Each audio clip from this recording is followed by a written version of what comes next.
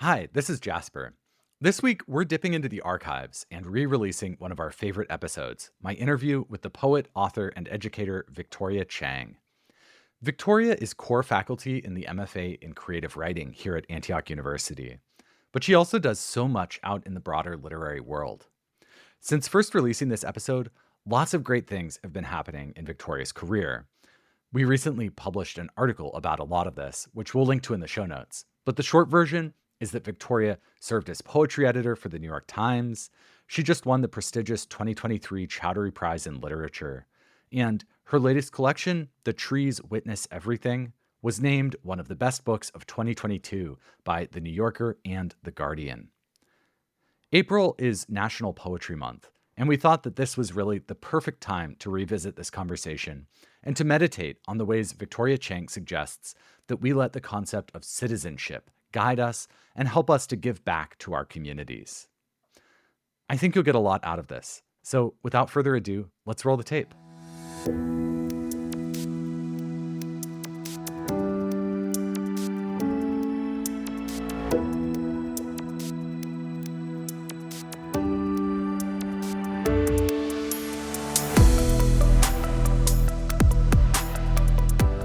This is the Seedfield Podcast, the show where Antiochians share their knowledge, tell their stories, and come together to win victories for humanity.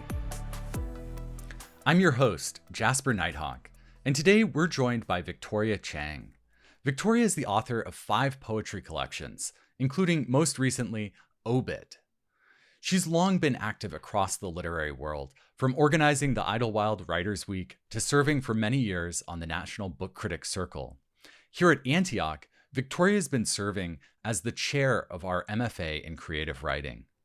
I'm super excited to talk with Victoria about her work, her writing, and especially the thread that runs through it, the idea of literary citizenship. Welcome to the podcast, Victoria. Thank you. It's a pleasure to be here.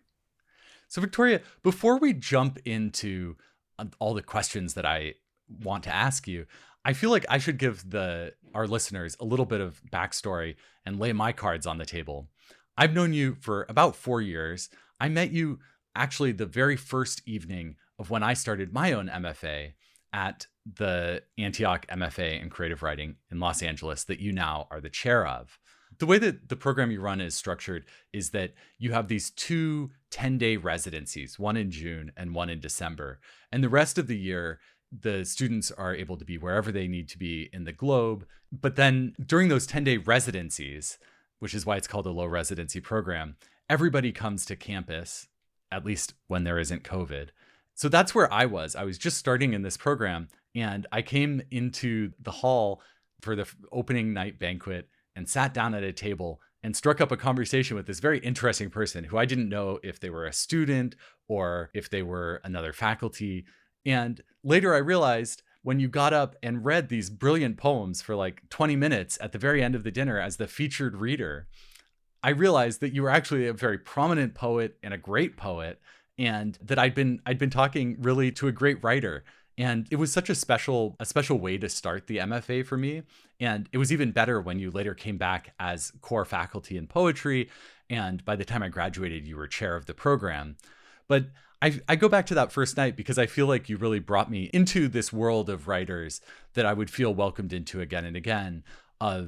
This was a place where people would take me seriously and be kind to me, even if it turned out they were like the person who was being celebrated that night, that you would take me like a very first night of being a student. You would take me seriously.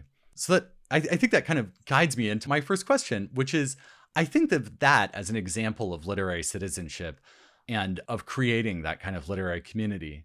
But would you please define for our listeners what literary citizenship means to you? Mm-hmm. Yeah. I mean, I think it can mean many things. And I think it can mean different things to different people and also may change in its meaning to an individual over their lifespan as well. For me, I think of literary citizenship as very simply just remembering that even when you're writing anything, you're not writing only in a vacuum, and you're not writing just for yourself and for the benefits of yourself, that you're a part of a larger community that you should try and give back to in some way, that you might feel comfortable. For me, actually, at a larger level, literary citizenship, I think over time has become this sort of way in which I navigate the world and live the world in terms of building something or helping, helping other people and enabling other people, helping to build, assisting, whatever words that we want to use, to build a kind of more equitable and just community. And one that when I was younger, I would have loved to have been a part of, but obviously wasn't a part of. So I think for me, that's sort of how I've kind of ended up thinking about literary citizenship, is like if we had a clean slate, or as I always say in our program, if we had a table with just a bunch of butcher paper on top, like how would you actually make something versus, oh, here's this thing that's totally broken. How shall we fix it? Like the way that I think about anything that I'm working on is, okay, let's imagine something totally different, and let's imagine what we might be able to build if we didn't have any constraints, and then we'll kind of go from there. So that to me is what literary citizenship is, building a better, more equitable and just world that I would have liked to have been a part of. Victoria, could you tell us some of the specific actions and activities that could go into actually embodying literary citizenship? Like on the level of big institutions, but also the smaller actions that like an individual writer can take. Yeah, I mean, well, there are so many institutions, and even sort of, I guess I wouldn't even call them institutions, but they're smaller communities. So, I mean, it's really at every single level in every single place. And it's, I always say in the program that our social justice mission is sort of like a crystal in which every decision gets refracted through. So when it comes to literary citizenship, I think of it as the same thing. I mean, I do hundreds of things in one day. I send out and receive hundreds of emails in one day. And even just the way that I communicate with people is a way of literary citizenship, or practicing my own poetics of citizenship and community. And people email me all the time. So I get emails from younger writers or people I don't know. It's like, you could ignore all of those emails and probably be fine. I actually respond to all of them, unless I forget, but I really do try and respond to all of them. I think of mentoring younger BIPOC women poets like myself a lot. I try and write blurbs for those writers as much as I can. I'm constantly doing that kind of work. I think a lot of older poets do that work today too. So not at all to sort of pat myself on the back, but that's just one example that I take really seriously. Yeah, this generosity is kind of a remarkable thing too. It doesn't seem like everybody is embodying this at all times. I think it's sort of like the opposite of another pattern that we see, which is that people, once they attain a level of success, they sort of pull the ladder up behind them. Yeah. Or they don't help others to achieve the level that they've achieved. Absolutely. And I think, how one behaves on social media and how access is a big issue for me. I mean, granted, one doesn't want to be so accessible, but people can contact me pretty readily, and they do, and ask for help and things like that. And, so I just think sharing things that other people are doing on social media and recognizing that there's so many marginalized poets, and marginalized in so many different ways, and marginalized writers, and having been on both sides of that, in terms of the books that I've published, sometimes have gotten zero attention. And last year, has gotten that my book Obit has gotten an enormous amount of attention. So recognizing that there are always a lot of other books that people are publishing, or poems that are out in the world that just maybe need someone to share those to the world. So I try and do a lot of that work on Twitter, for example. And it's really just, I try and read very broadly and widely, and then I try and share things that other people might be interested in. So I think that's a part of literary citizenship. I think speaking up and advocating for different marginalized people or groups or situations where you feel like there are things that are wrong or shouldn't be done a certain way or something that's offensive, that happens all the time in every institution that I'm involved in, and the amount of misogyny, unprofessionalism, racism that occurs in any world, but especially the literary world, is truly astounding. And I'll regularly do that work and just say, hey, I don't think that's acceptable. And I think, what you said is misogynist or something like that. I'm happy to point that out to people if I need to, because I think sometimes people don't see those things. And then at least we can have a conversation around those things. So I think I think a lot of that work is done on a daily basis. And I think it just accumulates over time that you feel like that's pretty much how I live my life. Thank you so much for giving us this definition of literary citizenship and these great examples of it from your own life. But I thought you brought up something really interesting, which was a wish that more people had embodied these values when you were first starting your career as a poet. And I know that the first book that you actually published was Asian American Poetry, The Next Generation, which was actually an anthology of other people's poems primarily. So how did you choose to do this kind of active service to other poets at the outset of your career? And how would you have appreciated more support that maybe you would have gotten if you were an emerging poet today? Yeah, I think I have these grandiose ideas. So some of my friends call me entrepreneurial. I just call myself sort of all over the place. And one thing that I'm always thinking about is how to, fill needs, make things better. And for me at that time, because I'm as old as I am, it was very difficult to find poems by Asian American poets because things weren't online and you'd have to go to like the bookstore and buy the latest journal, and then you'd have to go look in it, and it was really hard. And there's so few of us that were writing at the time and then being published at the time, and I wasn't. I had just started writing, and I just really just it was purely personal. I wanted to read poems by Asian American poets in one place, and so I just went ahead and decided that I wanted to do this project. And yeah, I mean, I did the best I could. I remember a very prominent poet, Asian American poet at the time, when asked to do an introduction, was like, "Who the heck is this person?" Like, as if my anonymity pretty much was a reason why he didn't want to be involved in the project. And then times were a little different, back then. And I think credibility and having published books, those are all things that still matter today, but matter much less. Like you and I could right now start a literary journal right here, and no one would think twice about it. No one would think, oh, has Victoria published anything, or has Jasper published anything, or who are these people? And I think times have really changed. Back then, I think things were more hierarchical, which is, I really hate hierarchy. And so I did get a little bit of pushback. And I think even an Asian American critic had criticized the anthology. And sometimes I think your own community can be the most critical of, us.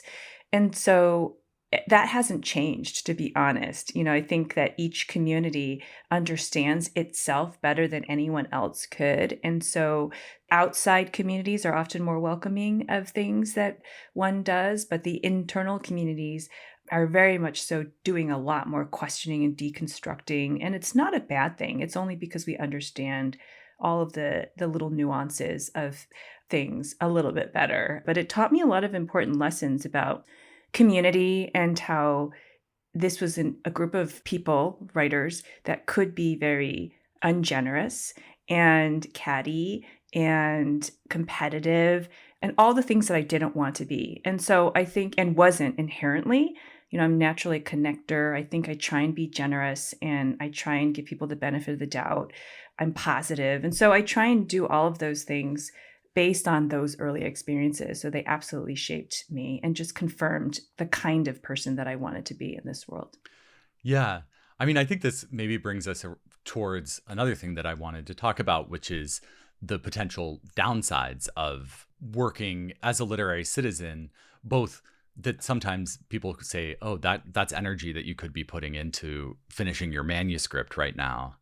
And also that I think our society has a tendency to take advantage of people, and especially women of color, Sure, to use your labor to help prop up institutions that then maybe are publishing lots of white men or are promoting, I don't know, can be running against those interests a little bit. So what are some of the potential perils that you see of being a good literary citizen, and what are like ways around them? Yeah, I mean, there are quite a few perils, but I think there are, perils to everything.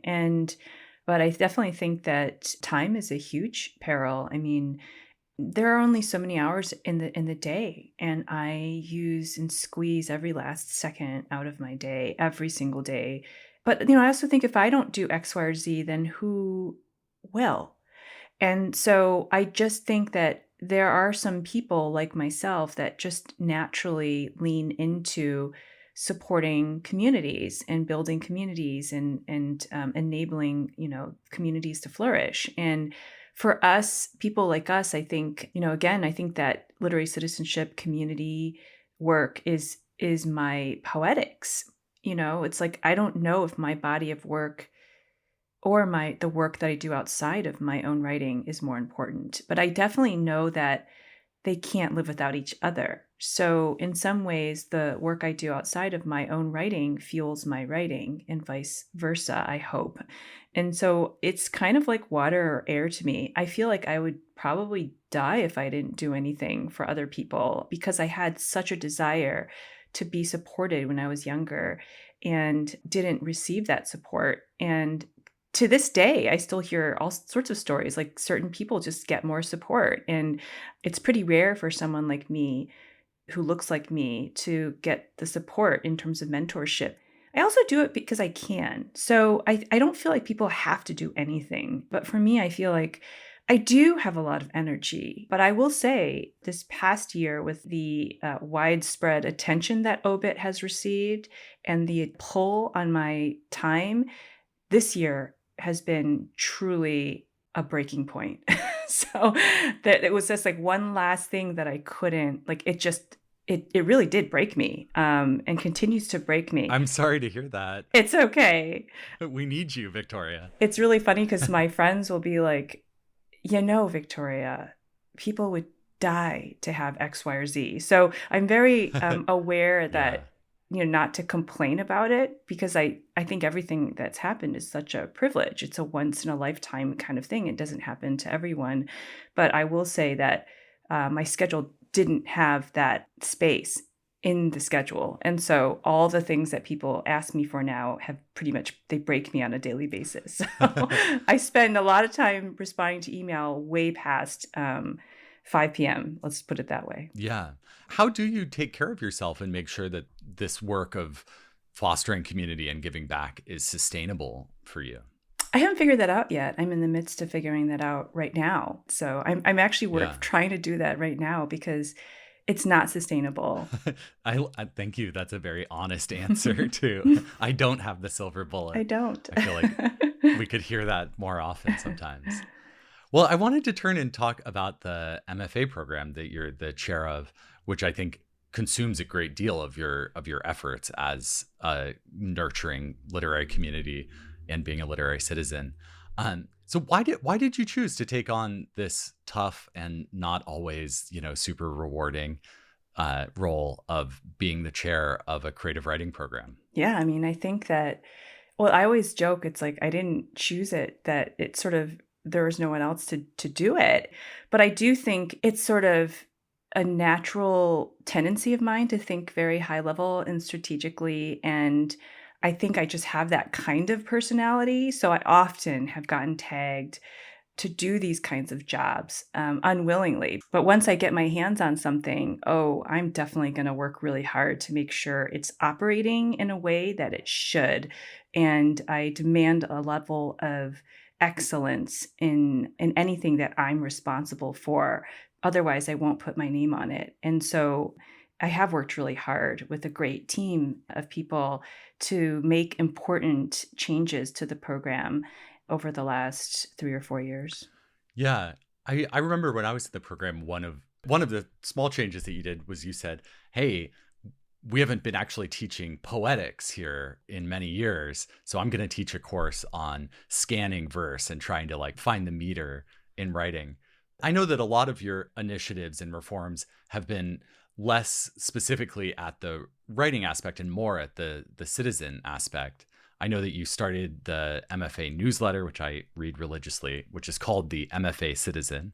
And you also started the new MFA interview podcast, which is the LitSit podcast. And you did a handful of interviews for it right when you were launching it. Now it's like more student interviews.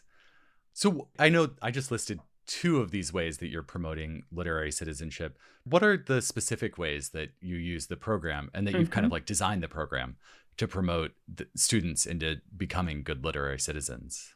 Sure. Yeah. I mean, one of the biggest changes that we made early on was that, this is a very diverse MFA program, and it was diverse when I first got here. And 40% of our students were BIPOC students, and no one knew this at the time, of course, but I started digging around and asking for some data, and now we're up to 60%. But our faculty didn't mirror that, not even close. And to me, and neither did our guest list, but our special guests that come in during our residencies did mirror that a little bit more. But then, I had issues with that, so we're just going to perform diversity and bring in people to come and give a reading and teach a seminar, and then they leave. And so how much have we actually made changes in terms of our program? So there are all those types of issues. So those are some of the things that I worked really hard on, and it took a lot of work to kind of accomplish that. And now I think our faculty is more diverse, and our guests are more diverse. And then just trying to build a quality program, and that's student-centered, and that just doesn't say it's student-centered, but is student-centered. So just trying to think about what the students might want or what the students might need, and then designing a program that pretty much goes through that filter. And I think before it wasn't quite as much. And now I think every decision we make is on behalf of the students. And we started offering online electives that are 6 to 8 weeks long in between the residencies to build community. So you can, sit in a class with 12 other students and meet once a week for 2 hours and take a class on poetry craft, or it could be a class on short stories. But here, now suddenly you've met 11 more people. You've made 11 possible new friends to share your manuscript with when you graduate.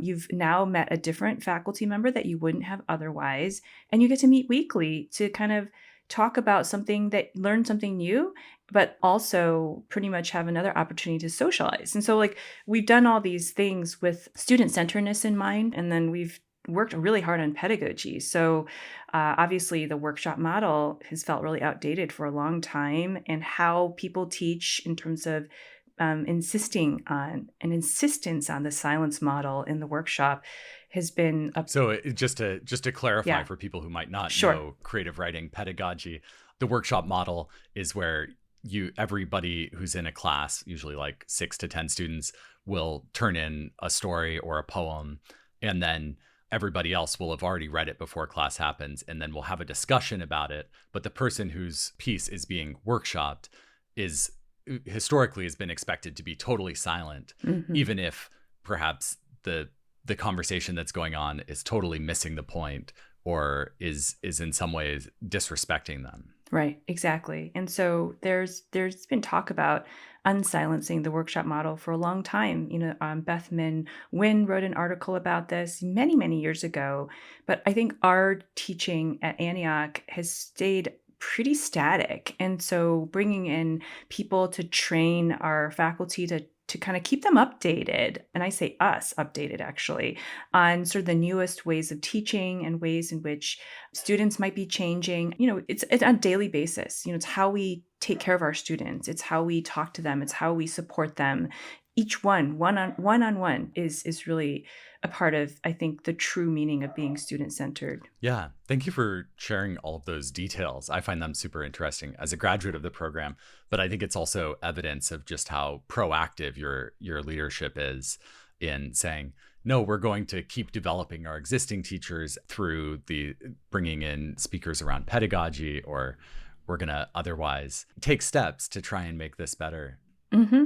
Yeah. Again, if I'm going to be associated with anything, I'm going to demand a certain level of excellence. And I think a part of excellence is not that there's this one goal, right? Excellence is fluid, and it's anti-hierarchical. It's It could be many things, but excellence is, I think, a continuous listening and for how we can improve and for striving for a better situation. Yeah. I'd love to turn away a little bit from the citizenship part, which I think it's important that we have the literary part in there with the citizenship. You've been mentioning that you published this book, Obit, that was just a massive hit.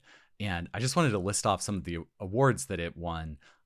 It won the Penn Volker Award, the Ansfield Wolf Book Prize, the Los Angeles Times Book Prize. It was also a Time Magazine Book of the Year, New York Times 100 Notable Book Selection, and one of NPR's Best Books of 2020. And it was in the running for two of the highest honors in American letters, the long list for the National Book Award, and it was a finalist for the National Book Critics Circle Award. So I was curious, you've talked around this a little bit, but I wanted to ask you outright, what was it like after almost 2 decades as a publishing writer to abruptly find yourself prominent in this much bigger stage and way beyond the usual circles of poetry readers? Yeah, I mean, it was, I haven't really had time to reflect on that much, but, the thing about being an artist, for me at least, is that I have, to use the painter Agnes Martin's words, I've turned my back to the world. So I was real, I've always been really focused on just the writing, and the writing is what makes me have so much joy and is really my first love. It's the act of writing. And so also being an Asian American woman, that the age that I am, it's not like there were any opportunities for me in the literary world anyway. So it was easy to sort of turn my back to the world. I mean, the world wasn't really aware of me or people that looked like me. And if they were, it was like, oh, let's pick this one person and anoint them like the face of Asian American poetry. And so there's a lot of tokenism, and there still is, but much less than there used to be. So I guess I just really was accustomed to being invisible and anonymous. And what happened last year, I have to admit that I knew that the poems were going to attract a certain amount of attention because they had been being published in literary journals for a while. And I had already received a lot of email and, various feedback from people reading it. So I knew that the book was going to do well, but I didn't realize that it was going to be so widespread. It was really, it was probably the book that was on every single list, which was really exhausting because then everyone's expectations were really high, and it kind of wore me down after a while. But it was still super exciting. Like every time a list came out and my publicist emailed me, I'm like, oh my God, that's so cool, and I just sort of took it one day at a time. It's interesting hearing you talk about this because it seems like you talk about how books like by people like you, Asian American or Chinese American women, have not often been even on the long lists for these sorts of prizes. And when they have, there's often this expectation that they kind of stand in for that whole ethnic group. And I mean, one thing that is notable about Obit is that it really is not trying to be like a work of Asian American literature explicitly. It is because you yourself are Asian American. But another thing that's interesting hearing you talk about it is that you talk almost as if like there are all of these expectations riding on you, your friends' expectations. And throughout your poetry, there's often this character of Victoria Chang. She dies several times in these obituary styled poems that start, Victoria Chang died August 22nd, 2012 or whatever. I made up that date. But you also published a collection of poems called Barbie Chang, which was about a character kind of like you.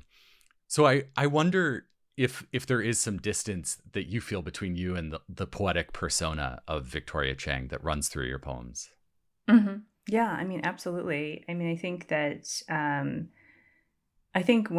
for me, writing poetry is another self. And so also I separate myself when books come out. I don't really think of myself as the poem or the book, I'm really just having a really fun time playing around with language and seeing if I could use language to describe something or some emotion or something else. And so I am oftentimes not super attached to my own writing anyway. And so, and I'm very happy for the book to find its audience. but I'm really unhappy about my attachment to that book, meaning I am not that book. I am not anything that anyone needs to talk to or see or even know. The book, I just want the book to find readers, and that's it. But that's not at all how this works. This whole system works. When your book does well, everyone wants you, the person who supposedly wrote that book. But to me, it's like, I don't want to go out in the public, but you have to, because that's your job. And so, and also you think, wow, I'm really lucky. I should be so happy to have all these cool opportunities to teach at Breadloaf. Teach at Napa.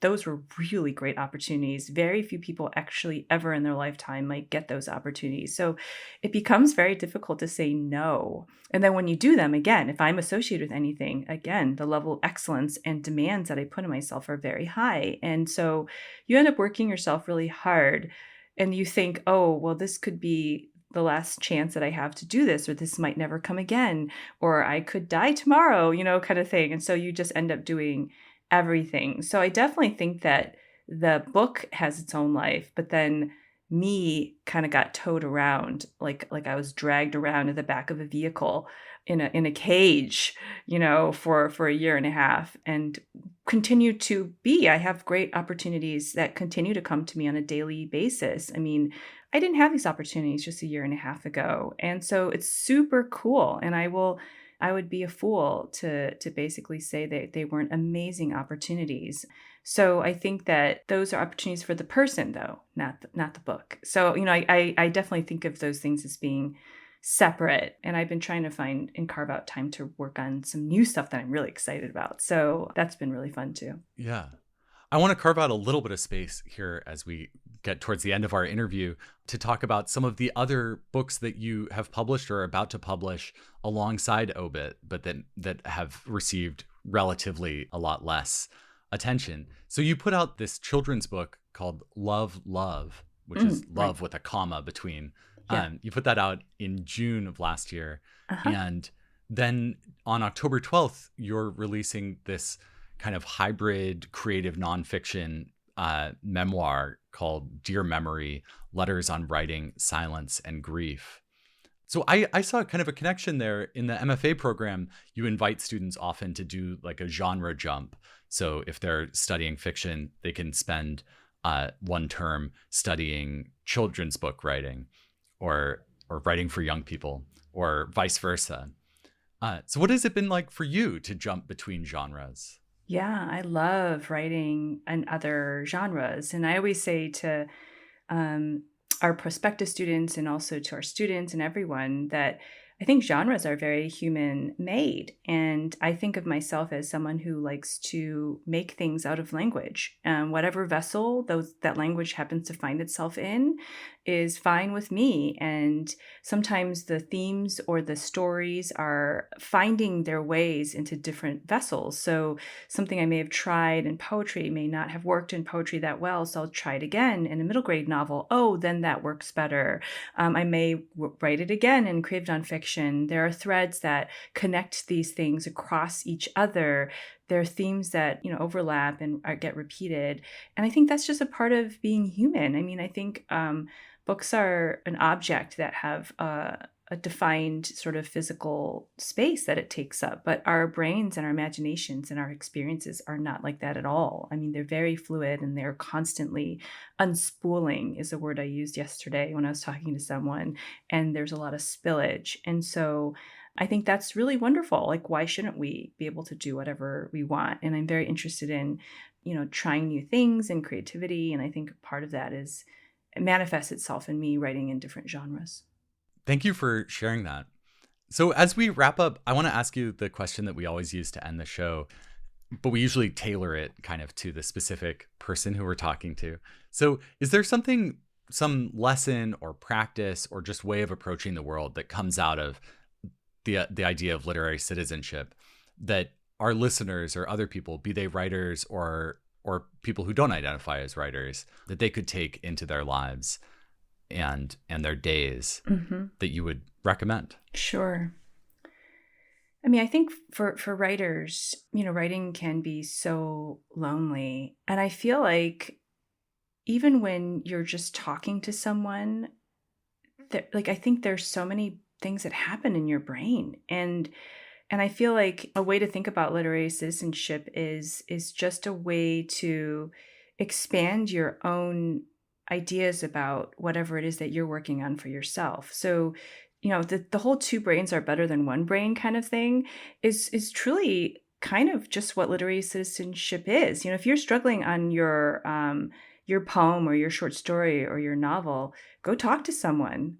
Go talk to someone about, something that you want to do together to make the literary world a better place.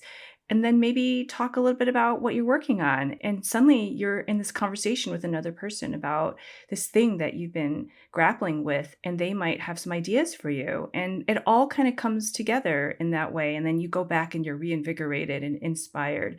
And then maybe have some ideas from this other person who's also possibly a writer or someone in the community that could help your own writing. And, I just think it's all tied together. It's not so you don't have to compartmentalize literary citizenship from your own creative practice. And I think sometimes we think about that of, oh, this is separate, this is different, it's taking away from my own creative practice, when in reality, I can't think of one instance where I've worked on something else for the community it hasn't come back to me in some way, even spiritually, And so I think that kind of eliminating those lines in the same way we eliminate those lines of genre is I think a good way to think about one's literary citizenship in the world. Thank you so much for that, Victoria, and thanks for joining us today. Thank you. It was a pleasure.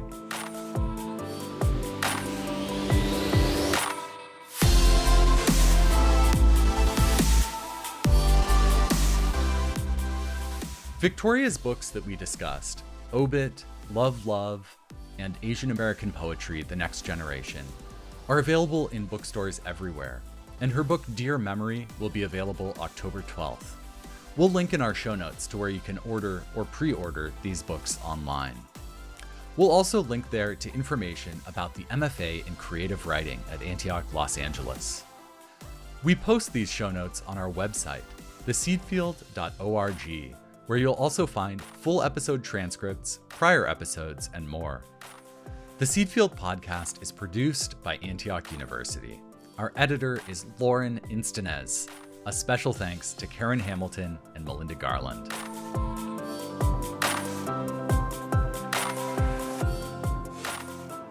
Thank you for spending your time with us today. That's it for this episode. We hope to see you next time. And don't forget to plant a seed, sow a cause, and win a victory for humanity. From Antioch University, this has been the Seedfield Podcast.